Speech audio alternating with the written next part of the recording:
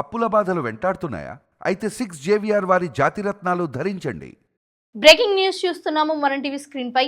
15 ఏళ్ల యువకుడు తన ఫ్రెండ్తో కలిసి గొంతు నులిమి చచ్చిపోయే వరకు కూడా గొంతు నులుముతూనే ఉండి మరీ చంపేశారు. అసలు ఈ ఉదాంతం ఎందుకు జరిగింది? సొంత కొడుకే సొంత తల్లిని చంపాల్సిన అవసరం ఎందుకు వచ్చింది అన్నది వివరాల్లోకి చూసుకున్నట్లయితే, విజయనగరంలోని రాజం పరిధిలో ఒక వివాహిత చనిపోవడం జరిగింది ఈ నెల 4వ తారీఖున. అయితే ఎందుకు చనిపోయింది ఏంటి అన్న విచారణ చేపడుతున్న ఈ నేపథ్యంలోనే పోలీసులు ఎవ్వరూ ఎక్స్పెక్ట్ చేయని ఒక షాకింగ్ విషయం అయితే బయటపెట్టారు. వాళ్ళ సొంత కొడుకే వాళ్ళ ఫ్రెండ్తో కలిసి వాళ్ళ తల్లిని గొంతు నులిమి మరి చంపేయడం జరిగింది.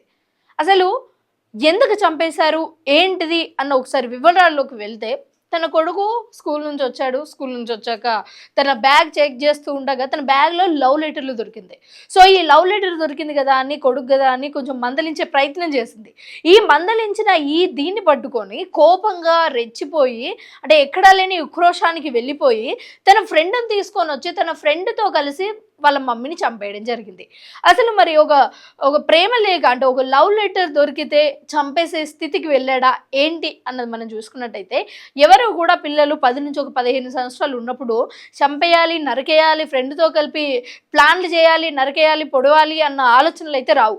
మరి వీళ్ళకి ఎందుకు వచ్చింది ఏంటి అన్నది చూసుకున్నట్టయితే సోషల్ మీడియా ప్రభావం అని కూడా చెప్పుకోవచ్చు.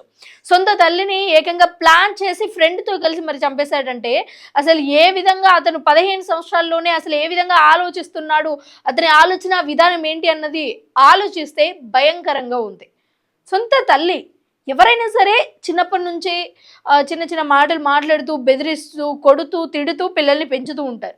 కానీ ఈ మధ్య కాలంలో పిల్లలకు చిన్నప్పటి నుంచి కూడా బాగా ముద్దు చేసి వాళ్ళు పెద్ద తప్పు పని చేసినా కానీ సరే చిన్నగా మందలించడం కూడా తప్పుగా మారే సందర్భాలు అయితే ఇక్కడ ఏర్పడుతున్నాయి. ఇక్కడ ముఖ్యంగా తల్లిదండ్రులైనా సరే పిల్లలైనా సరే గుర్తుంచుకోవాల్సింది ఒకటే, ఏదైనా క్రమశిక్షణలో పెట్టే ఈ నేపథ్యంలోనే ఉండాలి. మన పిల్లలు ఏం చేస్తున్నారు ఏంటి అన్నది బాగా ఆలోచించుకుంటూ 24 అవర్స్ అది కొంచెం గమనిస్తూ ఉండాలి. అసలు వాళ్ళు ఏం చేస్తున్నారు, ఎలాంటి వీడియోస్ చూస్తున్నారు, ఎలాంటి ఫొటోస్ చూస్తున్నారు అన్నది. అండ్ ఈ మధ్య కాలంలో కూడా చాలా వరకు మైనర్లు, అంటే వాళ్ళ లవ్ విషయం తెలిసింది అని బాయ్ ఫ్రెండ్తో కలిసి అమ్మను చంపేయడం, లేకపోతే వేరే వాళ్ళతో కలిసి ఇంకొక వేరే వాళ్ళని చంపేయడం, అంటే మైనర్లు కూడా హత్య చేసే సంఖ్య కూడా పెరుగుతోంది. అసలు ఇదెందుకు పెరుగుతుంది? సోషల్ మీడియా ప్రభావం ఎలా ఉంది? వాళ్ళు ఏ వీడియోస్ చూస్తున్నారు? కన్న తల్లిని చంపేంత ధైర్యం కానీ, లేకపోతే బాయ్ ఫ్రెండ్తో కలిసి కన్న తండ్రిని చంపేంత ధైర్యం కానీ వీళ్ళకి ఎక్కడ నుంచి వస్తుంది అన్నది కూడా ఆలోచించాలి. అండ్ చిన్నప్పటి నుంచి పేరెంట్స్ కూడా కొంచెం తిడుతూ, కొంచెం మందలిస్తూ, కొంచెం ప్రేమగా కూడా మాట్లాడే ప్రయత్నం చేయండి.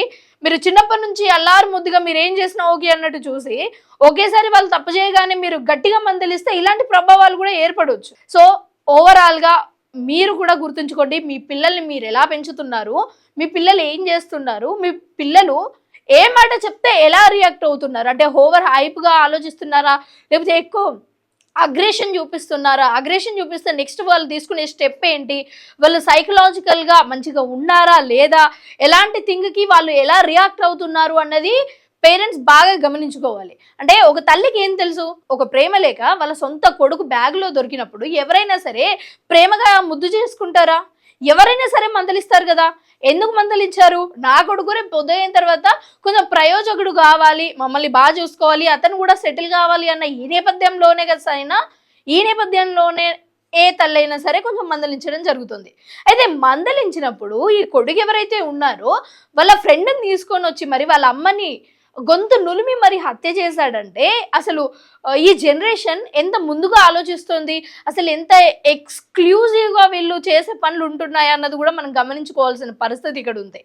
ఎవరైనా సరే అసలు పిల్లల్ని ఎలా పెంచాలి అన్నది బాగా ఆలోచించండి. వాళ్ళని చిన్నప్పటి నుంచే సరే, వాళ్ళు ఎప్పుడైతే చిన్నగా ఉంటారో వాళ్ళకి అప్పటి నుంచే సనాతన ధర్మం గురించి కానీ, నైతిక విలువల గురించి కానీ, చిన్నప్పటి నుంచి అసలు పెద్దవాళ్ళని ఎలా రెస్పెక్ట్ చేయాలి, చిన్నవాళ్ళతో ఎలా ఉండాలి, ఎలా చదువుకోవాలి, ఒక ఆడపిల్లకి ఎలా రెస్పెక్ట్ ఇవ్వాలి అన్నది నేర్పిస్తూ ఉంటే వీళ్ళకి ఇలాంటి థాట్స్ రావు. రామాయణం గురించో మహాభారతం గురించో ఇవన్నీ చెప్తూ ఉన్నప్పుడు పిల్లలకు హత్య చేయాలి, గొంతు నులిపి చంపేయాలి అన్న ఆలోచనలు రావు. ఎట్టకేలకు మీరు ఒక్కసారిగా వాళ్ళని కొట్టడమో తిట్టడమో చేశారనుకోండి, సో ఆ పిల్లలు కూడా అలాగనే అయిపోతారు. సో మీరు చూసుకోండి, అసలు మీరు మీ పిల్లల్ని ఎలా చూసుకుంటున్నారు, ఎలా మందలిస్తున్నారు ఏంటి అన్నది. ఈ ఒక్క చిన్న సందర్భం చాలు అసలు ఈ మధ్య కాలంలో పిల్లలు ఎలా తయారవుతున్నారు అన్నది. సో ఎవరైనా సరే అంటే ఇంతకు ముందు కాలంలో చూసుకున్నట్టయితే ఎవరైనా పిల్లలు చాలా పెద్దగా అయ్యి వాళ్ళకి పెళ్ళిళ్ళయ్యి వాళ్ళ కొడుకులు కూతుర్లు పుట్టినా సరే వీళ్ళు తల్లిలకు భయపడేవాళ్ళు. తల్లిలో ఏళ్ళు చెప్తే అది వినేవాళ్ళు. ఇలాంటి సందర్భాలలో వాళ్ళ ఇంటికి వచ్చిన కోడలు బాధపడుతూ ఉండేది. అరే ఏంటి పెళ్ళైన తర్వాత కూడా నా భర్త వాళ్ళ అమ్మ మాటకి వింటున్నారు కదా అని. కానీ ఈ రోజులు అలా లేవు. ఈ రోజులు మొత్తం మారిపోయాయి. అసలు ఒక తల్లికి, ఒక అమ్మకి, ఒక చిన్న పిల్లకి, ఒక మైనర్ పిల్లలకి ఎవరికి కూడా అసలు రక్షణ లేకుండా పోతుంది. అసలు అంటే ఈ సందర్భం కూడా ఒకసారి మనం ఆలోచించవచ్చు. ఎగ్జాక్ట్లీ వాడు అని సంబోధించకూడదు, బట్ ఆ మైనర్ పిల్లోడు ఎవరైతే ఉన్నారో 15 ఏళ్ళ ఒక పిల్లాడు అతని ఫ్రెండ్ని తీసుకొని వచ్చి వాళ్ళ అమ్మని గొంతు నులిమి చంపేటప్పుడు అసలు వాళ్ళ అమ్మకు ఆ టైంలో ఏమి అంటే ఏం ఆలోచిస్తూ ఉంటుందంటో, అలా కళ్ళు మూసుకొని అసలు నా కొడుకేనా ఇలా చంపేది, అసలు నేనేం చేస్తున్నాను, అసలు కనీసం ఇప్పుడు ఎవరన్నా మన మీద వచ్చి దాడి చేస్తుంటే మనం ఆపుతాం, ఎవరైనా బయట వాళ్ళు వచ్చి ఏదన్నా చేస్తున్నారు అంటే.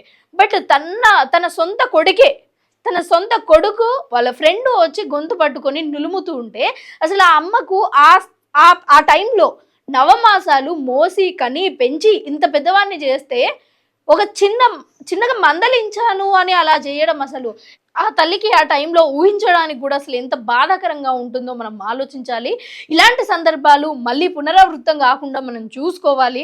ఇలాంటి సందర్భాలు జరగకుండా ఉండాలి అంటే ఎలాంటి సూచనలు కావాలో లేకపోతే ఎలాంటి నియమాలు పాటించాలో అవన్నీ కూడా పాటించండి. అంతేగాని మీ పిల్లల్ని పాడు చేసే ప్రయత్నం అయితే చేయకండి.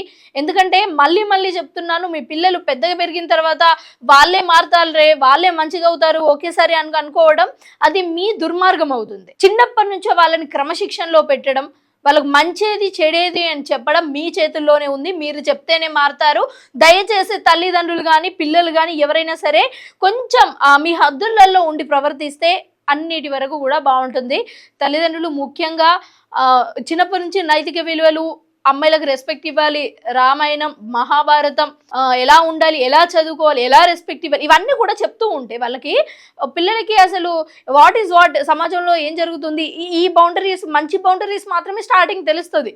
మీరు స్టార్టింగ్ ఇప్పుడు 10 to 20 years ఉన్నారనుకోండి, 10 to 20 yearsలో మీరు ఎక్కువ ఏదైతే చూస్తూ ఉంటారో, ఏది ఎక్కువ ప్రొజెక్ట్ అవుతుందో దానివల్లనే వాళ్ళు పెద్దగా పెరిగినా కొద్దీ వాళ్ళు ఆడపిల్లలకి రెస్పెక్ట్ ఇవ్వడం కానీ లేకపోతే అసలు ఏ సందర్భాన్ని ఎలా తీసుకోవాలి, ఏ సందర్భాన్ని గట్టిగా అంటే పట్టుకొని స్టాండ్ తీసుకోవాలి, దేన్ని వదిలేయాలి అన్న విషయం కూడా తెలుస్తుంది.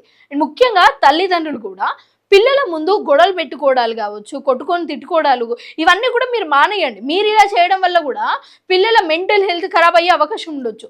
సో ఓవరాల్గా చూడండి, మళ్ళీ చెప్తున్నాను, పిల్లల్ని చిన్నప్పటి నుంచే కొంచెం కంట్రోల్లో పెట్టండి.